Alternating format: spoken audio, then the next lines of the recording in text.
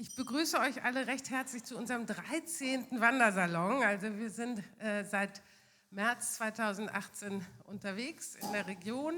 Heute Abend mit Alexandra Pirici. Ich freue mich sehr, dass sie da ist. Sie baut hier gerade auf, beziehungsweise übt auch mit den Performern für ihre Arbeit in der Kokerei Hansa. Das wird sie uns gleich alles erzählen. Auf Englisch. Ich weiß gar nicht, haben wir auch ein Übersetzungsangebot?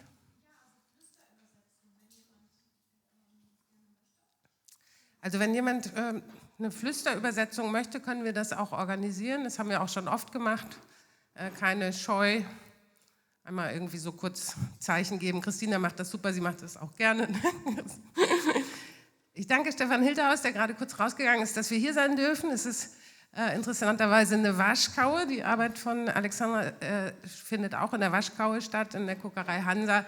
Insofern sind wir hier jetzt von Waschkaue zu Waschkaue. Eigentlich bleibt mir auch gar nicht viel weiteres übrig zu sagen, außer dass wir die Eröffnung haben am 4. Mai. Alle wichtigen Informationen findet ihr da auf dem kleinen Tisch. Also einmal nochmal die Einladungskarte.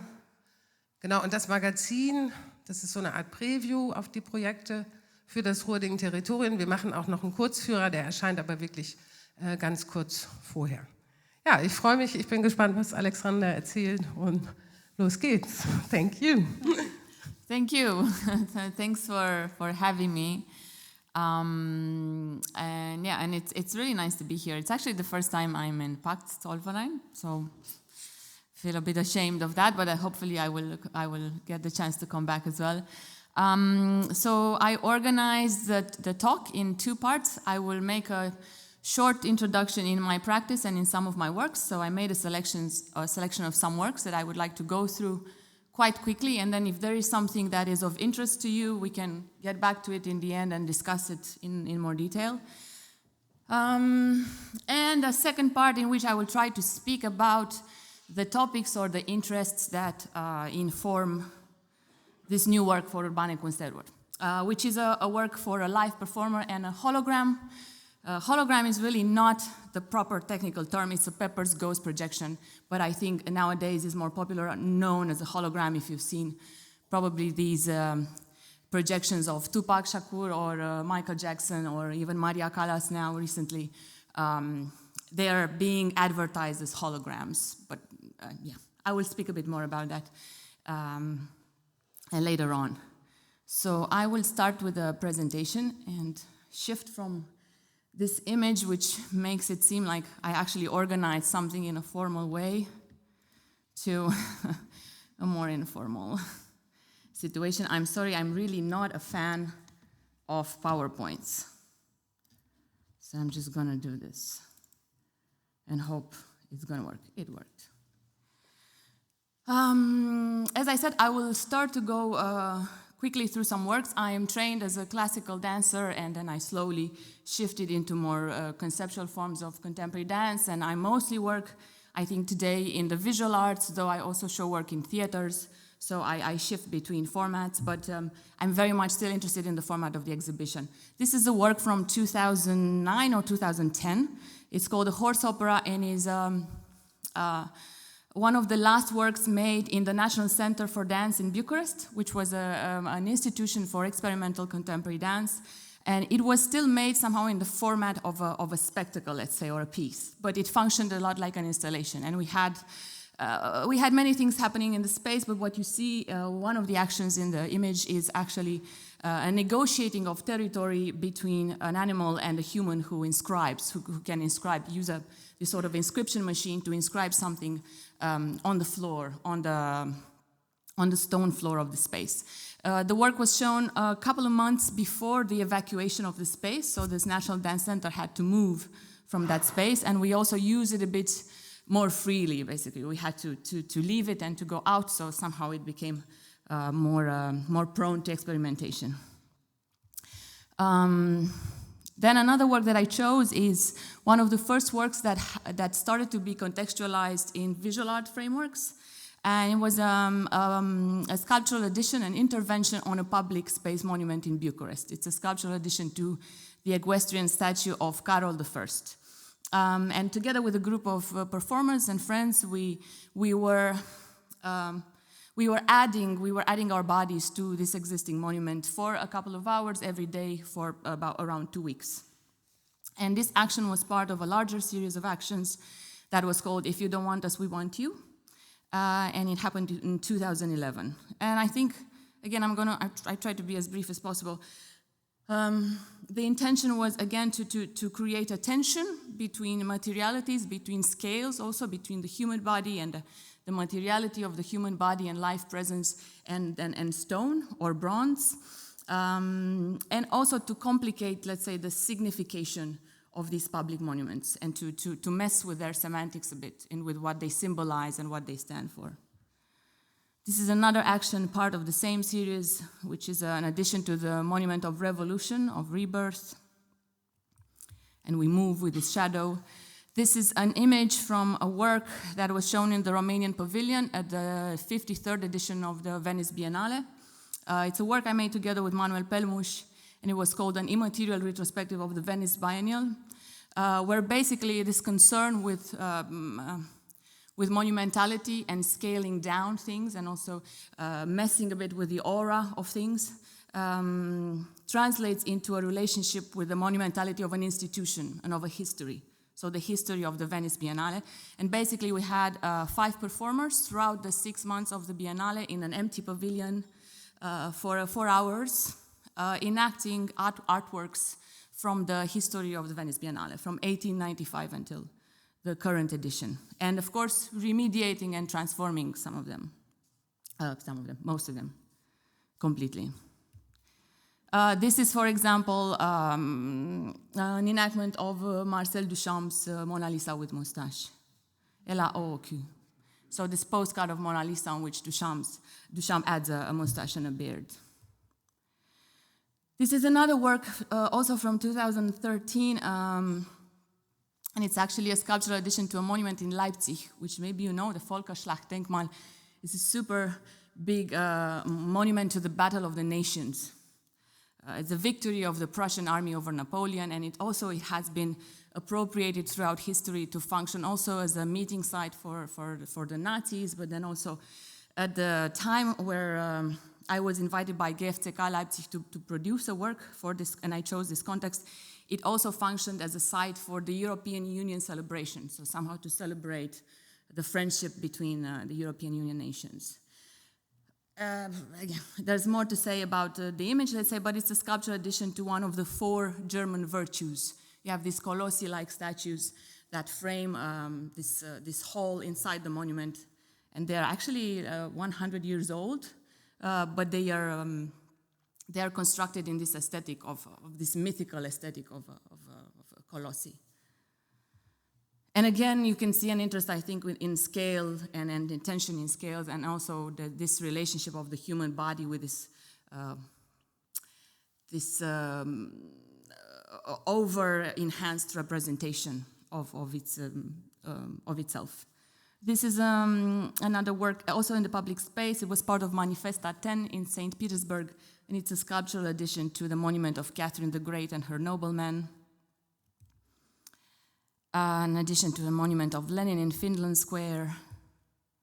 This is part of public collection, so again a work that moves into the gallery space, also together with Manuel Pelmuș, and the reference is Caspar David Friedrich's Wanderer Above the Sea of Fog. Only somehow we chose this wall right in front of, instead of the open nature, open nature as resource, this sort of infinite landscape to contemplate and to extract from, the modern human also hitting a wall or facing a wall. This is an enactment of Irji Kovanda's I Hide, so again, part of the same public collection.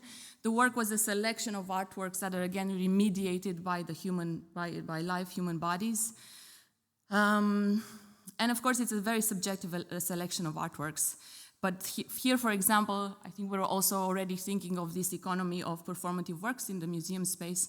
So basically, performers are hiding from visitors who come to see the work.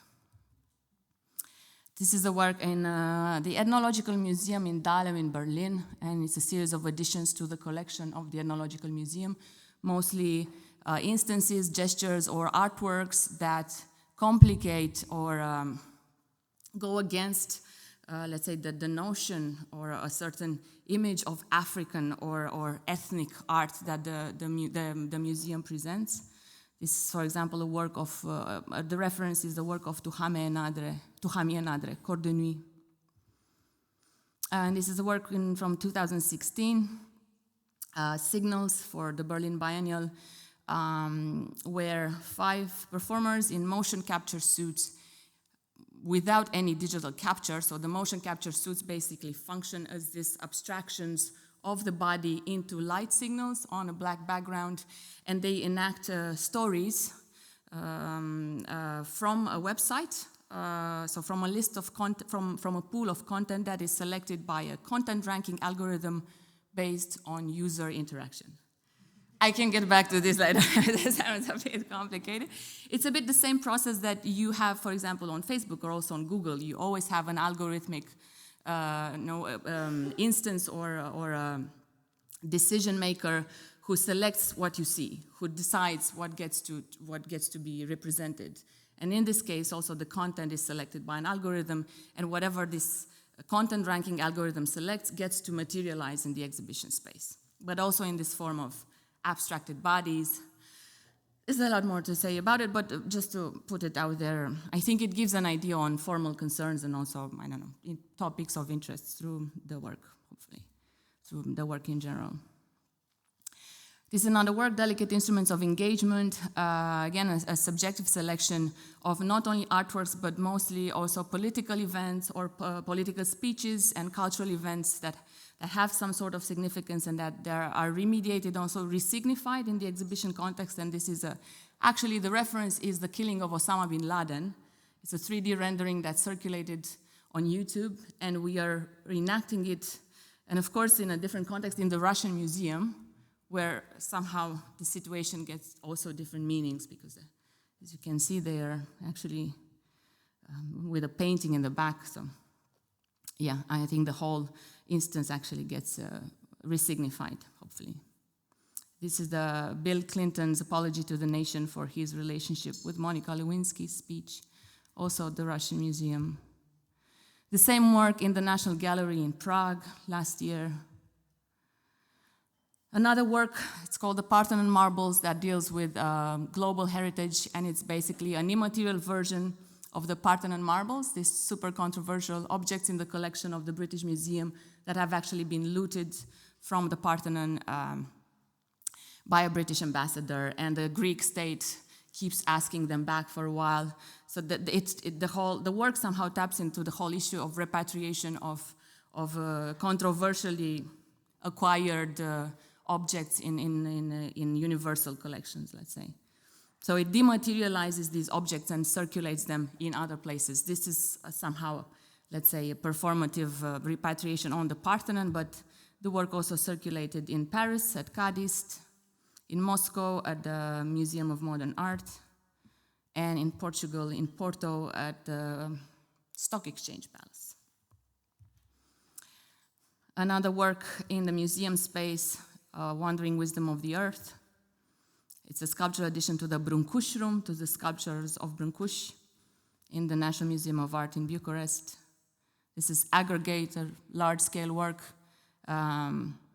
which again functions a bit like a time capsule. So there is a pool of content from which the performers can select based on this algorithmic framework. There is no strict or fixed script, but a series of rules, and whatever comes up can be replicated or not. This is again the work installed in a different context in Buenos Aires. Again in Berlin, Buenos Aires in the public space. This is Threshold, to work on the High Line in New York City. Sculpturprojekte Münster, Leaking Territories. Maybe some of you have seen it, maybe not. Again, it was really, really nice to work also with Britta and the whole teams. And this is the work in the Friedenssaal in the City Hall in Münster. Again, with 5 performers, live performers. This is a shift somehow in the practice. It's a work at the New Museum in New York. It's called Connatural. It was commissioned for the New Museum, and it features 5 live performers and a hologram already. So you see this sort of projected body in the back.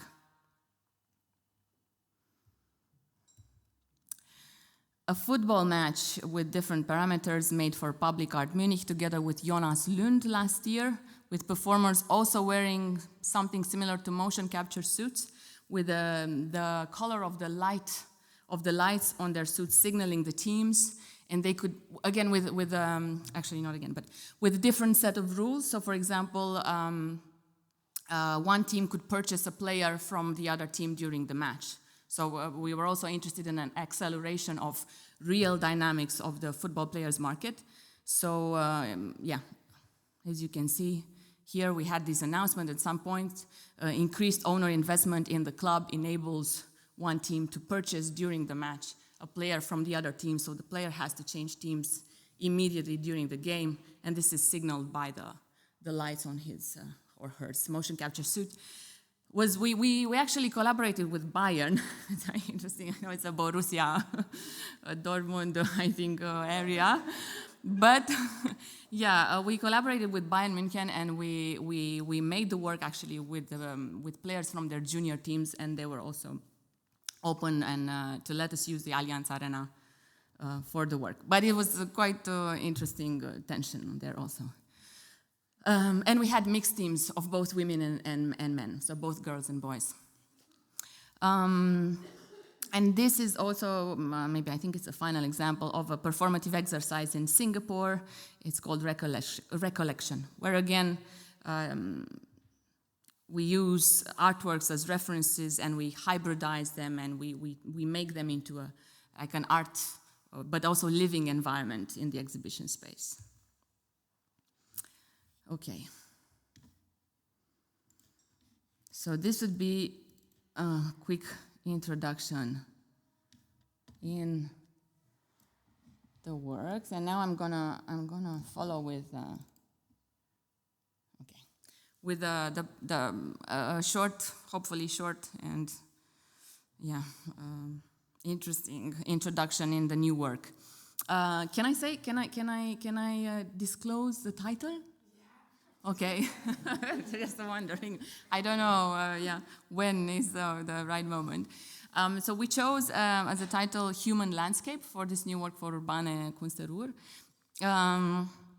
And for me, it was super interesting to work within the framework that Britta also set, this Ruhr Ding territories, and to follow somehow previous interests. Because also in the work for Skulpturprojekt in Münster, I somehow looked into the concept of territory or as a unit that becomes governable, and into the body as a territory. So it became very interesting for me to be able to follow on that.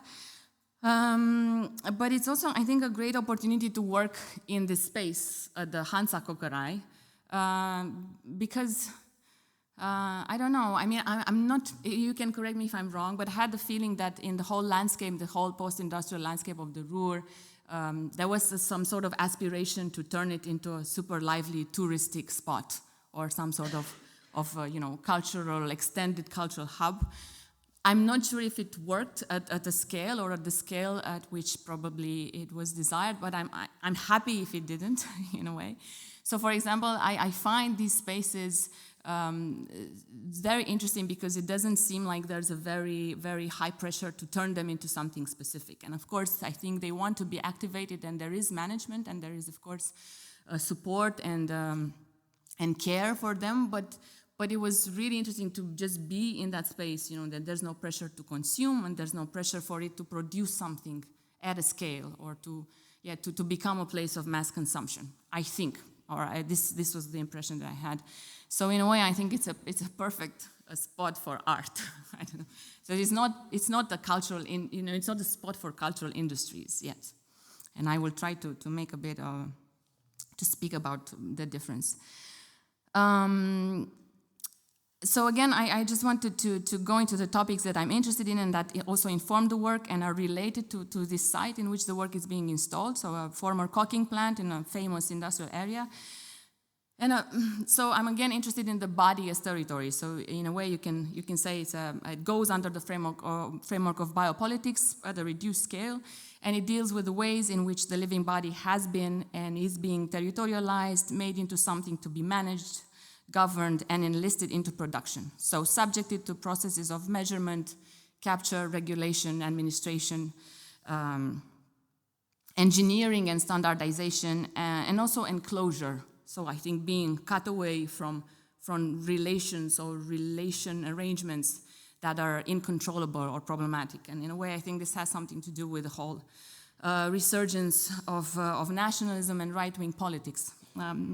Because I think our whole sense of belonging and control has been blown up and atomized, and I think these feelings have to be, there's some sort of surrogates of these feelings have to be artificially produced to give us some sense of control and belonging. I think it has to do again with this free circulation for capital and borders for people, and so on.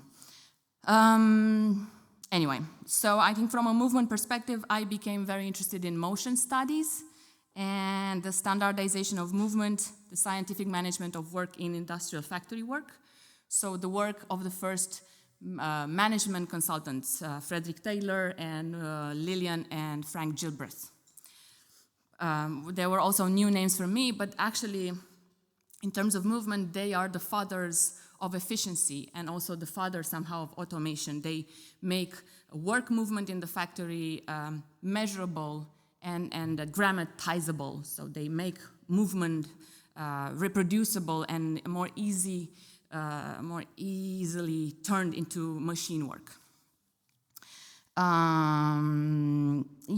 I'm also, of course, interested in the standardization of the movement of thinking, or the movement of thoughts and the movement of dreams.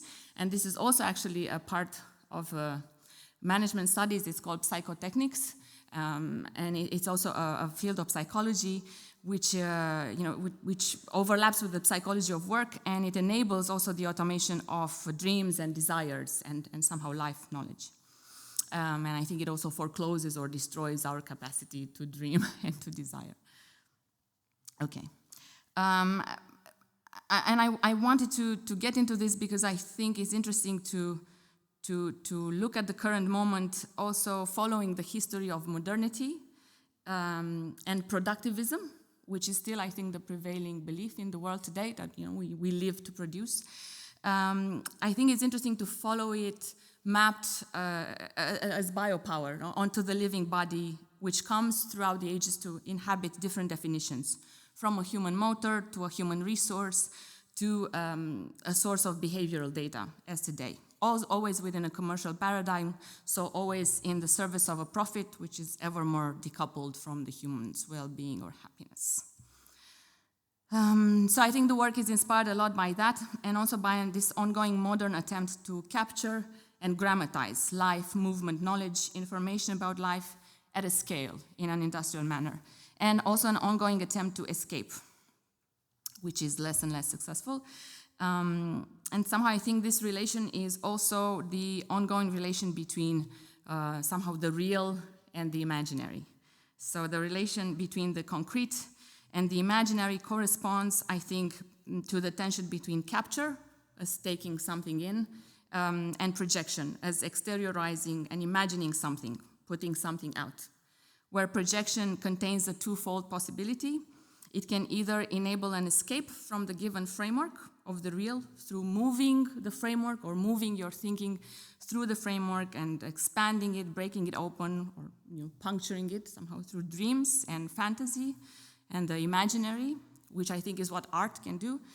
Or I think projection can also strengthen capture and the framework, the given framework of the real, by replicating it over and over again with insignificant variations, which is what I think cultural industries do today.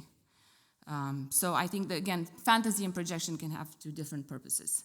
I'm also going a bit into this because the work contains a projection also, and I hope it also helps project something else into the imaginary. But I like to get a bit back to this term, to this grammatization, which is actually a notion that a philosopher of technology employs, Bernard Stiegler. He borrowed it from someone else, so I don't think it's even important to remember. But basically, it refers to something that humans have been doing for a long time, which is exteriorizing knowledge, so putting knowledge out of the body. And it's not something recent, as I said, it's something that goes way back, I guess, to cave paintings, for example. So the first traces of knowledge that is being taken out of the body and exteriorized.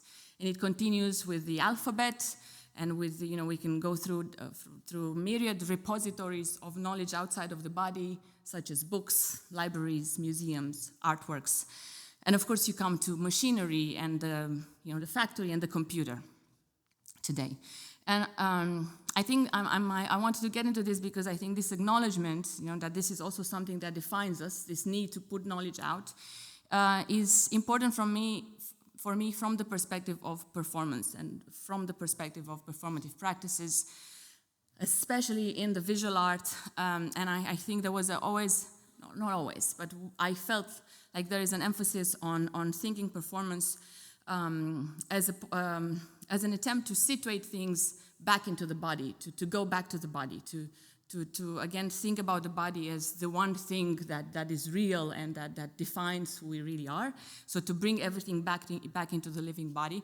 And I'm not so much interested in this anymore.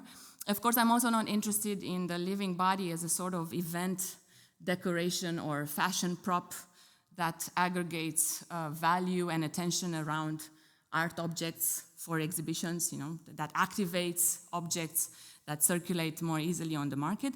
But I think maybe a more interesting path to follow would be to look for alliances between the living body and other territories, let's say, or landscapes, such as, images also, and words and sounds, and of course also technology.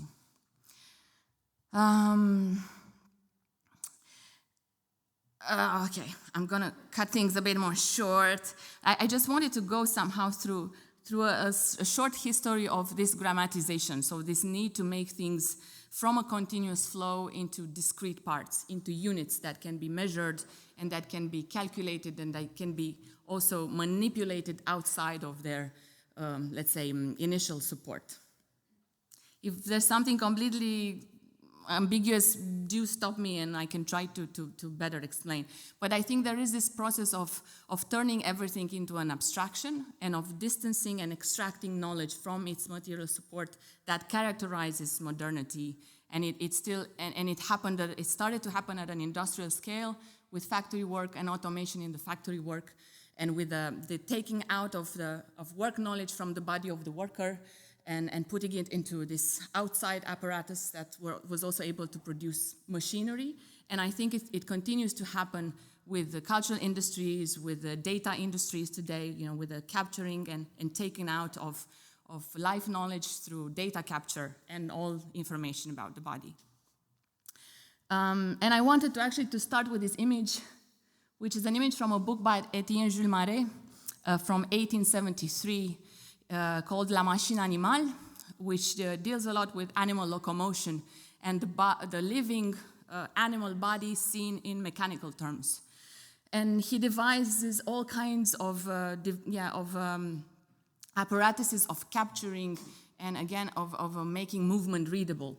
And I think this is a super interesting metaphor actually also for the limits of this method, of measuring, of finding something out through measurement, because you can see it's actually an attempt to capture flight.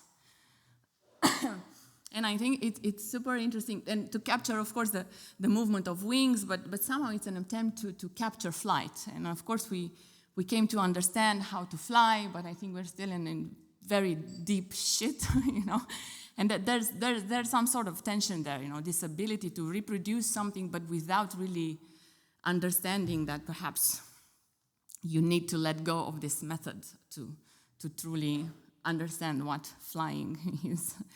But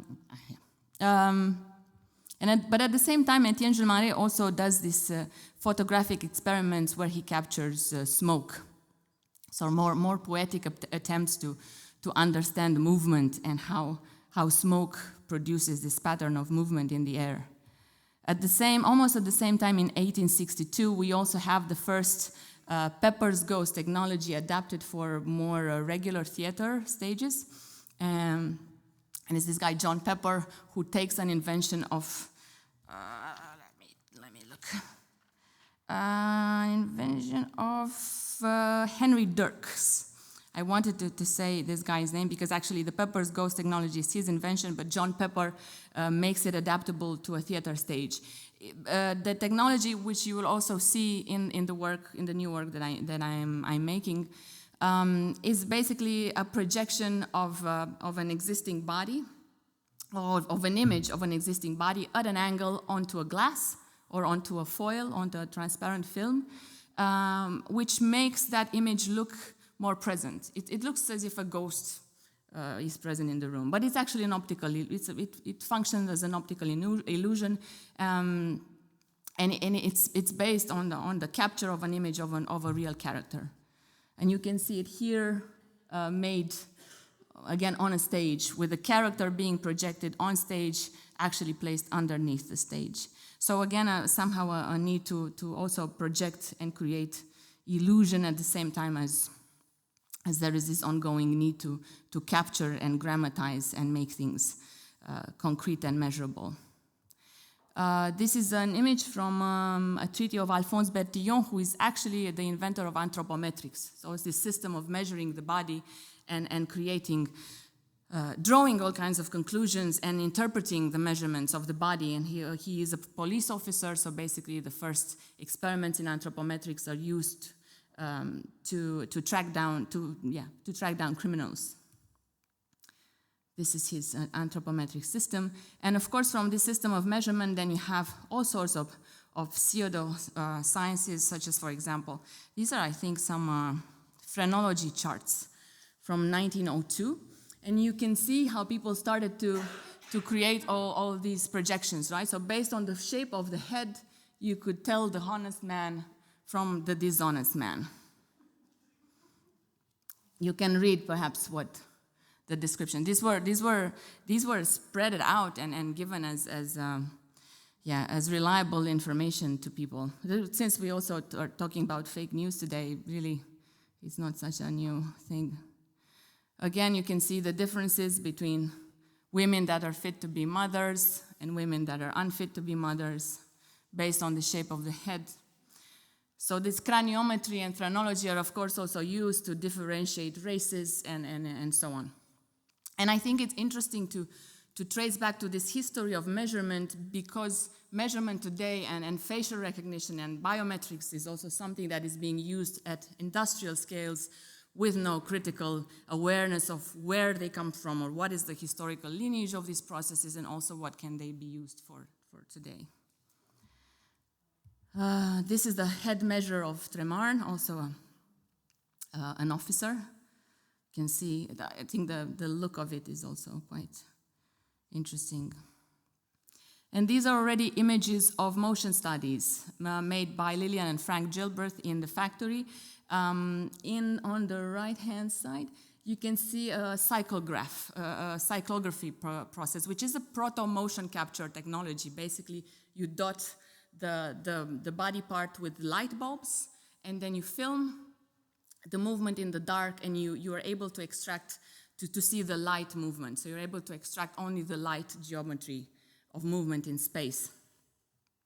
In the other image, you see a worker basically performing a movement on a grid and with a stopwatch next to him. These are, again, the results of these cyclographies, where you can make motion models out of the light data that you obtain in these motion studies. They look almost like these kind of abstract sculptures. And based on that, for example, this was called picturing efficiency. Based on these geometries of movement, basically, managers could tell if a movement was efficient and therefore good, or if it was deviating and therefore bad. So this is an image of, it's a pretty bad image, but it's the only one that I could find. I think it's from a book, of efficiency. So as you can see, anything that is deviated and diverges from a very clear path is wrong. This is just the first page. I wanted to put it there because it's a super interesting book. It's a psychology of management. And it's a book of Lillian Gilbreth, who is the wife of Frank Gilbreth, and who actually expands management onto the psychic And actually, this is the beginning of everything we have internalized today in relation to self-management, optimization, improvement, how to make oneself more efficient. It starts there with Lillian Gilbert kind of understanding that you have to work on the minds of the workers, and they have to see their relationship to management not as attention and not as in terms of dissent, but they have to accept management as something that is good for them, so they have to start to self-manage. This is an emblem of the Central Institute of Labor in Moscow in the 1920s. You can see again a man is measured. But at the same time, this is an image of a terpsiton, which is a more complex form of a theremin. It's one of the first electronic instruments that is basically played by the body without touching it, only manipulating somehow or interacting with radio waves. So I think why these images are interesting to me in this play of capture and escape is that there's always also a need to relate to the world differently. So also to find a different relationship to the invisible in the world, or a less concrete relationship with it. This is Oskar Schlemmer's pole dance from 1928, again, looking at this body that becomes industrialized and geometric and has to fit into grids and into patterns. And this is an example of rotoscoping, which is a technique that is still being used a lot in CGI, but it has been used a lot in Disney films. It's used to basically trace a silhouette from a moving subject, a filmed subject, and you can extract that silhouette, make it into an animation, and put it into a different context. So this is how most of Disney's films have been actually produced, with actors who are actually enacting everything, and then you had people drawing their actions. So there was always a relationship. The fiction always had a relationship to the living labor and to the materiality of the human body. And it was still, some of the relationship was still close, or it was still visible. Here you can see the studios as Alice in Wonderland being filmed, basically. So everything was being filmed and then translated into animation, into fiction. And again, that's somehow further ways of grammatizing and capturing movement and putting it to different uses. This is an anthropomorphic naval teleoperator in the 70s, a robotic arm. This is an Amazon robotics challenge, actually, where they are trying to stimulate people to produce robots, to create a competition so people could work for them for free, to produce robots that could pack and sort products. And of course, the more fantastic part of robotics, this Boston Dynamics series of robots, and you have in the end an Amazon logistic port, so a warehouse, with a more less interesting, less juicy part of robotics. So everything is quite minimal, quite abstract, and I understand there is an Amazon logistic facility also in Dortmund. So it's interesting to see where again the capturing of movement and its reproduction and reproducing by machines is going.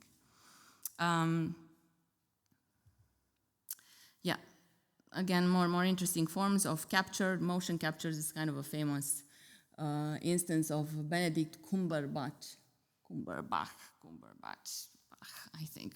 Well, motion capturing for The Hobbit. Very basic facial recognition, and in the end, where the human materiality is still there in the production of abstraction. And here you have one of these images that is being produced by generative adversarial networks, which is, I think, the most advanced form of machine learning today. There's this website that where an image is produced every day of a person that doesn't actually exist. So this is a human produced out of data, and it has no real, there is a material real basis, but is really far away from the image. So this is, in a way, it's a perfect abstraction of human movement and presence capture. Does it make sense somehow?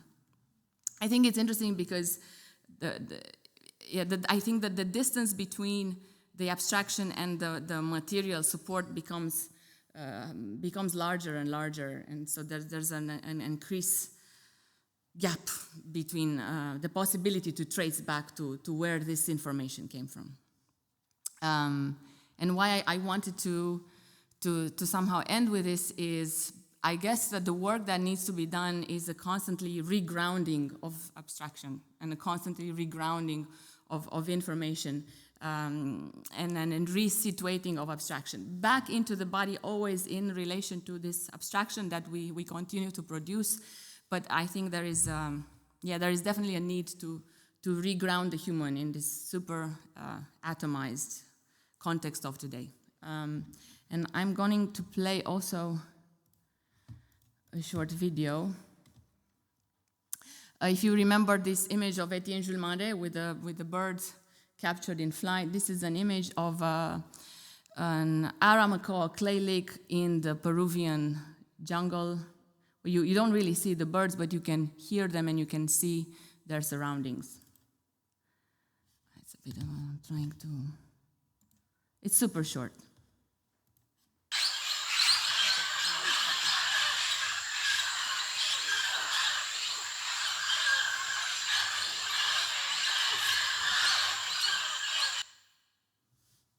Thank you.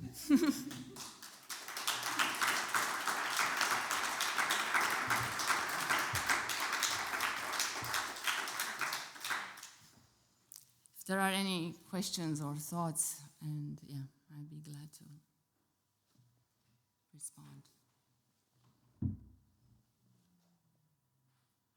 have one question of understanding. Okay, one question for the image which was before the short film about the birds. Who is running this platform and why to create these kind of people? Is it also just to show that it's possible? I think it's to show that it's possible. There's a small text there. It's produced by a GAN, so a generative adversarial network. I think the software somehow belongs to NVIDIA, to this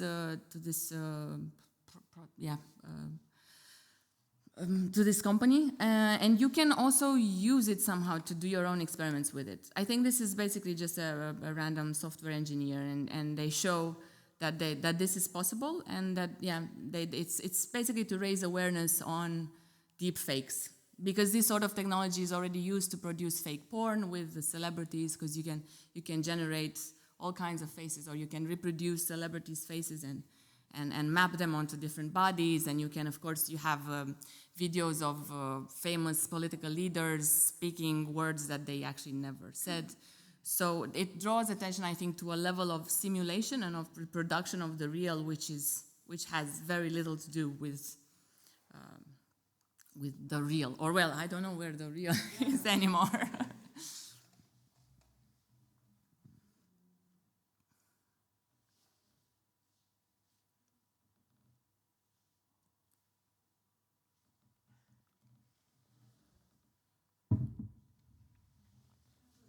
Können auch gerne auf Deutsch gestellt werden.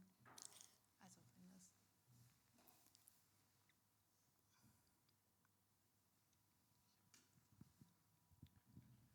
Hi. My question is concerning one or several of your older works. When you did performances in open public spaces with the statues, and how did you deal with the different temporality and visibility of the performances? Because it's very different to if you go to a gallery or if you go to a performance in a theater. It's an interesting question. I think they weren't meant to be consumed as cultural events. I think it was a lot about They were addressed to passersby. Of course, they were also announced, I think, through our network of friends mostly. So some people knew about them and they would come and see what we're doing. But I think they were also meant to be encountered in the city. So they were really not announced.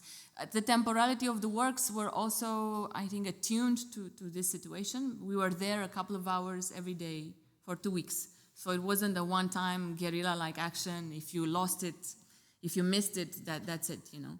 So we would always come back, and it was something that lasted, and you had more chances to run into it. But it wasn't meant to, we didn't sell tickets, you know. So it was not something that could have been easily, let's say, inscribed again in this, yeah. I'm not even sure they generated that. They did generate attention, so people had all kinds of reactions, but you know, not the kind, I think 2011, I'm not sure if there was Instagram yet. So, of course, this was a very different context, and I'm glad it was like this. But yeah, I'm not sure if this answers your question, but I think they were meant to be seen as sculpture also.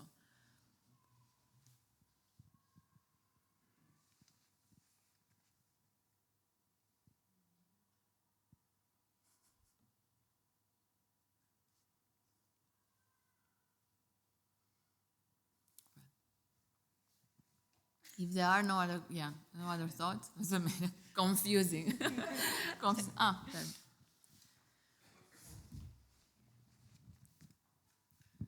Thank you very much. I have 2 questions. One question is about the last video you showed. I didn't quite get the idea. Second question, what's your project going to be about? I mean, the last video, I showed the last video because I need to get a little bit back. For example, I wanted to relate it to this image of the bird in flight, of the captured flight of Etienne Jules Marais, because I think, again, that is a relationship to this life form that tries to enlist it into a productivist framework. So we want to find out how something functions, to put it to work also, or to reproduce this. And the way movement has been reproduced and the purpose for which it has been mostly reproduced was for a productivist purpose, to produce something, to produce something to be consumed. It's also, for example, I think it's interesting when people think about the extinction of bees. And there's always this techno-fix reaction, you know, that we can engineer some nanobots to put together into this sort of robotic bees to pollinate when the bees won't be able to pollinate anymore. But this also assumes that we have a very reduced relationship to the bees. So we only see them as a unit of production. We're only interested in the bees for pollination. They have to be part of this production chain. And we don't have any other relationship with this life form. So we don't want to be stung by a bee. We don't want to understand how they function. We don't want to see them, to see their social life either. And I wanted to show this last video because I bear witness, let's say, to this bird population in a rainforest. And I didn't need to somehow, well, I think that's an environment where still things haven't been put to work to this extent. Of course, it's subjected to tourism, but you can still at least dream or imagine a relationship with your surroundings that is not filtered through a productivist lens. So it's not about production and it's not about putting things to work. And you don't really see the birds and you don't understand exactly how they move and you cannot take things apart, but you can enter into a different relationship. You don't see them, but you hear the sounds. You understand there is a forest sociality that you can be part of. You see the surroundings, so you get a sense of the bigger picture. So you understand flight, if you like, through its surroundings and through a relationship, through a web of relations, rather than extracted, pulled out from its relationships and analyzed as an abstract object. I don't know if that made sense. And then, well, the work is about many things. And this is why I was also reluctant to describe it in a couple of words. I think it's a work about capture, is about the drive to capture everything in totality, to capture movement, to standardize movement, and to automate everything. And when I say movement, I literally refer to everything, to your heart rate, to your eye movement, to your pulse, to your location, to also the movement of your thinking and of your dreams about the future. And then this, I think, has a lot to do with also this obsession with prediction through the data economies and data industries. So I think it's a work about capture and about possibilities to escape through metaphor, through meaning making, through the symbolic. But I think it's quite clear, and it's pretty easy to follow. Maybe unlike my my presentation, but I wanted to make the presentation a bit more vast, at the risk of making it a bit more chaotic, because I think it helps if you see the work afterwards. I would invite you to go and see the work. It's just one performer and a holographic body that is also taken apart and put together, and always resignified also by the live performer, who comes to bifurcate and to diverge from let's say a pre-recorded material and from a fixed meaning. So it's about divergence also, and the possibility to shift and to bifurcate from a predicted outcome. Thank you very much. Are there more questions? No, it's your time, you can ask the artist.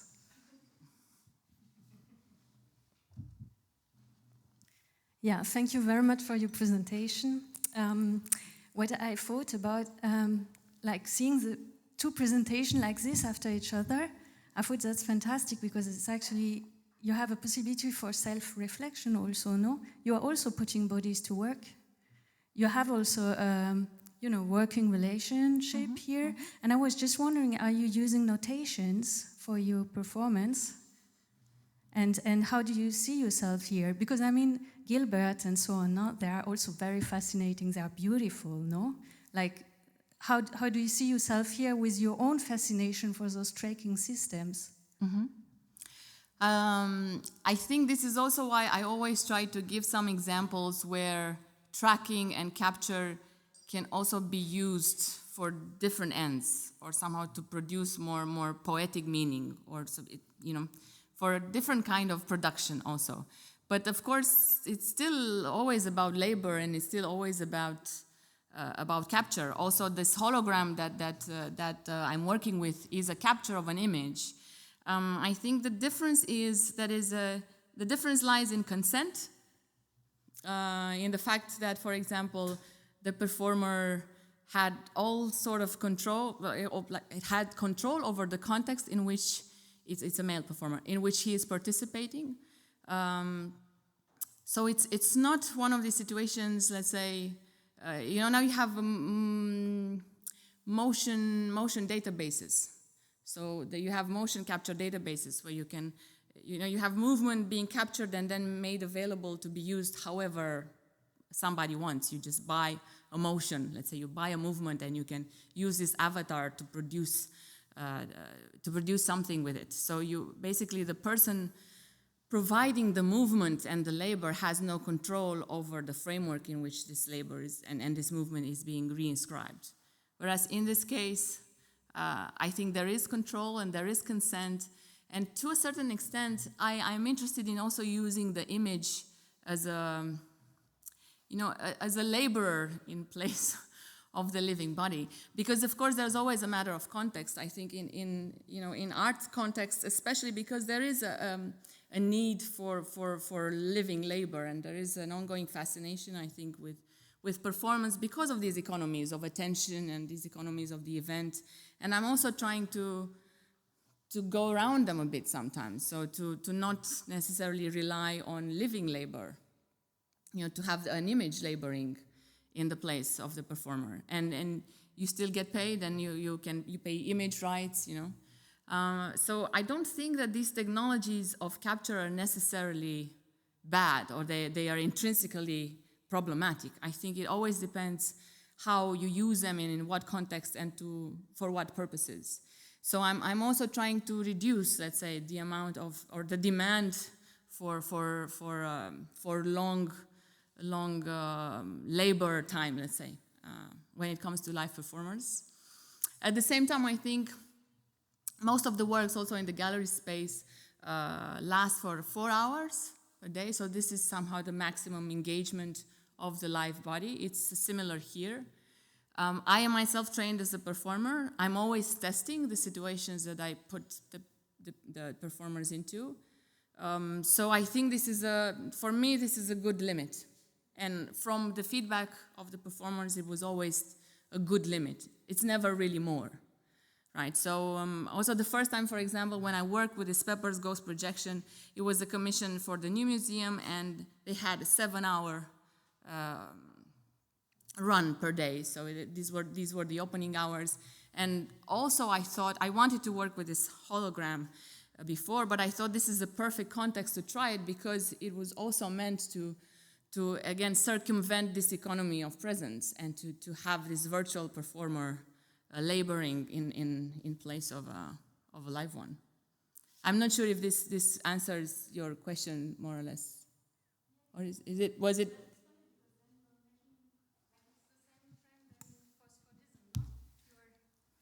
Like the physical labor becomes digitalized or like an abstraction, no? Yes, but it depends on the context. In this case, I think it's a 2-month-long exhibition, and there's also a live I understand body. the reason, but what I find fascinating in your work, and it's not a critique, is are those parallels and those resonances. It's just a remark. Yeah. No, but I think it's not.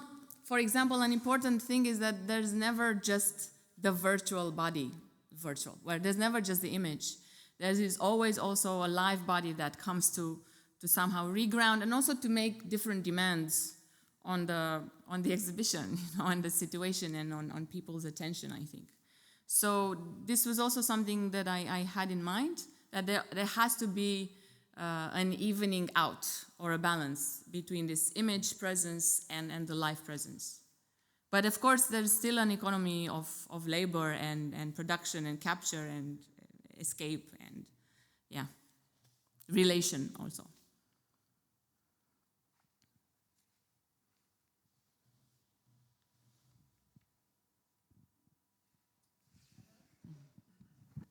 Hi, thank you. Also, you talked about your older works about scaling, and how is it still important for you, the dimension, especially in measuring and the big data thing? Yes. Sorry. Once again, points big data, measuring information, and how it is for you interesting to deal with that scalings.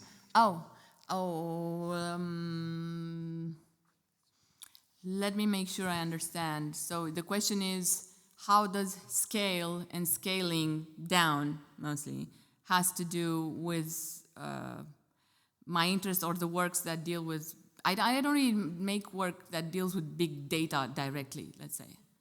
But to give an example, I think in the signals work, in the work for the Berlin Biennial, so where you had this black, dark room, and then 5 people, a lot of times the room was empty, so there was no one there. But for 2 hours per day, 5 people in this black motion capture suits would come in and they would perform a top 30 most relevant stories that were selected by this content ranking algorithm. And for example, what was interesting for me in this setup was the fact that when the performers were coming close to you as an audience member, and so there were actions where the performers were coming quite close to the visitors, you could really distinguish their facial features and the concreteness of their bodies, and you could hear their breath, so you could really feel the materiality of their bodies. Whereas when they would move further away, you start seeing them only as an abstraction and as this super abstract geometry of movement in space. So they become light signals in this black space, super abstract, and then when they come closer, you get to see the concreteness of the body. for me, somehow this is a reflection on processes of abstraction within data economies, and then their relationship or the loss of their relationship with the real, let's say. Does that answer your question somehow?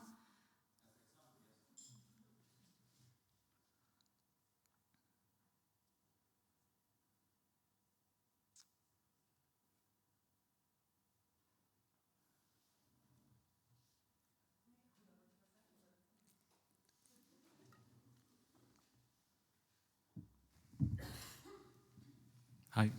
I have a question on the term territory. You mentioned like body as a landscape or body as a territory. Can you say a bit more about territory in this context? Because there's like a digital and analog person moving. Is it more a digital territory or is it more physical? I think it's combined. And actually, discussing with Britta the title for the work, I think we were also thinking about landscape, right, as a term that has different connotations. So territory is something that you can also associate with the military, you know, or with some sort of administration again, which is quite present. So it's something that is regulated, that is governed, and that also has very clear limits, let's say. And human landscape for me is also about the human and the body as the landscape. So something that is also composite and made of many things and is not so clearly regulated, or we don't know so clearly where it ends and where it begins. So the borders are quite porous. And I think it makes me think of the landscape that we make for ourselves and how we inhabit the world, what we clear out of the world, what we leave in the world. So again, talking about this industrial landscape in the Ruhr, I think the difference between landscape and territory is a difference between thinking something as being relational and made of different parts that change with porous borders, so borders that can be crossed, and something that is not so clearly or is also self-governed and self-organized, or that organizes itself in relation to something. And territory basically, speaks about, I guess, this need to harden things and to manage. I think there's a difference, for example, or the difference between landscape and territory would also be the difference between organizing and managing. And I think it's a difference in our architecture of relations also somehow. So managing means a top-down, there's something outside that manages something. There's a clear relation of power, whereas something organized and that functions in alliance, it's more of a landscape. And I think the work, hopefully, is more a landscape than a territory. And there's a more, there's an alliance between the live performer and the image. And it makes you think more about alliances and living together rather than clear enclosures or very clear borders. So the jungle is more the landscape, the last video is more the landscape, the birds, and the measuring the body is more the territory, like this. Yeah, we can. Yeah, I guess. Yeah. I mean, for me, landscape has something relational. The landscape is made of many things. It's not just an image, it's a relation between life forms that inhabit this place, so it's something made in relation and in encounter, where the territory is something that you also somehow see from up, or implies a certain distancing from the place. You see it and it becomes, something on a map, or a distanced object. Maybe I can add something. It's very interesting, the differentiation you make between landscape and territory. It's almost as if landscape means something you are in, yeah? Territory is something, somehow, a view from above. But I'm questioning this. If you look at landscape painting, this is of course a completely constructed view. And it's also a view that is a view of power. And sometimes maybe landscapes and landscape painting can also be territories. Of course, but So- I somehow like this ambiguity, I guess. But for me, for example, when Anna Tsing speaks about landscape, she speaks about a place which is inhabited by insects, by plants, and then the human is also part of that. So the landscape is also, it's also something that you can inhabit. It's true that in art history you also have this genre, and I think, but somehow I think then the ambiguity is actually, it's a good thing in this case, I hope.